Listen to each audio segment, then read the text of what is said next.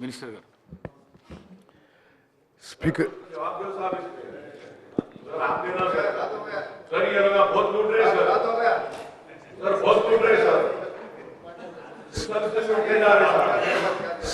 Speaker sir ఈరోజు నిస్సందేహంగా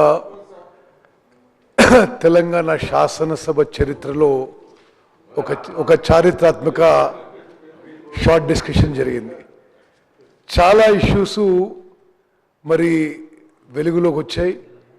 బహుశా తెలంగాణలో ఈరోజు ఏదైతే డిస్కషన్ జరిగిందో ఇవన్నీ చాలా రోజుల వరకు తెలంగాణ ప్రజల్లో మనసులో ఉండిపోతాయని చెప్పి నేను భావిస్తున్నాను. ఈరోజు ఈ చర్చ మీద మీరు అనుమతి ఇచ్చినందుకు మీకు ధన్యవాదాలు తెలియజేస్తూ మాట్లాడిన ప్రతి వక్తకి మరి ప్రత్యేకంగా ముఖ్యమంత్రి గారికి మరి ప్రతి వక్తకి నేను ఈ డిస్కషన్ ఇనిషియేట్ చేసిన వ్యక్తిగా ధన్యవాదాలు తెలియజేస్తూ నేను జస్ట్ రెండే విషయాలు చెప్తా. ఈరోజు తెలంగాణలో కాంగ్రెస్ ప్రభుత్వానికి ఈ ఇరిగేషన్ ప్రాజెక్టులని ఏ విధంగా అయితే మన మొదటి ప్రధానమంత్రి నెహ్రూ గారు ఆధునిక దేవాలయాలుగా భావిస్తాము, తప్పనిసరిగా దానికి ఒక సార్థకత, ఒక శాంక్టిటీ, ఓ పవిత్రత ఉండే విధంగా మేము ముందుకు పోతాం. మరి గోదావరి బేసిన్ కానీ కృష్ణా బేసిన్ కానీ తెలంగాణ హక్కులు కాపాడుకోవడానికి, అదేవిధంగా తెలంగాణలో ఇరిగేషన్ ప్రాజెక్ట్స్ పూర్తి చేయడానికి చిత్తశుద్ధితో నిజాయితీతో ముందుకు పోతామని చెప్పి తెలంగాణ ప్రజలకు మాటిస్తూ మరి with your kind permission I move the following resolution. ఈ శాసనసభ ఈ క్రింది అంశాలపై ఏకగ్రీవంగా తీర్మానించడం అయినది. తెలంగాణలో ఉమ్మడి మహబూబ్ నగర్ జిల్లా తీవ్ర కరువు ప్రాంతం మరియు అత్యధిక వలసలకు గురైనటువంటి ప్రాంతం.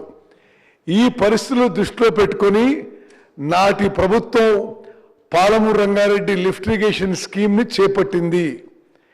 తెలంగాణ రాష్ట్ర ఏర్పాటు తర్వాత గత 10 ఏళ్లలో ఈ ప్రాజెక్టు నిర్మాణంలో సరియైన రీతిలో పురోగతి లేకపోవడం వల్ల ప్రాజెక్టు అంచనాలు, నిర్మాణ వ్యయాలు విపరీతంగా పెరిగిపోయాయి.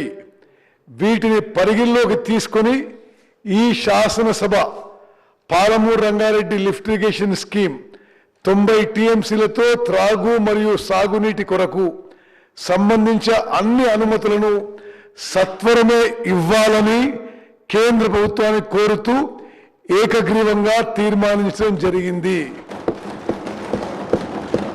2, ఇరు రాష్ట్రాల అంతర్రాష్ట్ర జల వివాదాలన్నీ పరిష్కరించే వరకు ఆంధ్రప్రదేశ్ ప్రభుత్వం చేపట్టబోతున్న Polavaram Banakacherla link project, Polavaram Nallamala Sagar link project లేదా మరి ఏ ఇతర రూపంలోనైనా గోదావరి జలాలను తరలించేందుకు ఎలాంటి అనుమతులు ఇవ్వరాదని కేంద్ర ప్రభుత్వాన్ని కోరుతూ ఏకగ్రీవంగా తీర్మానించడం జరిగింది.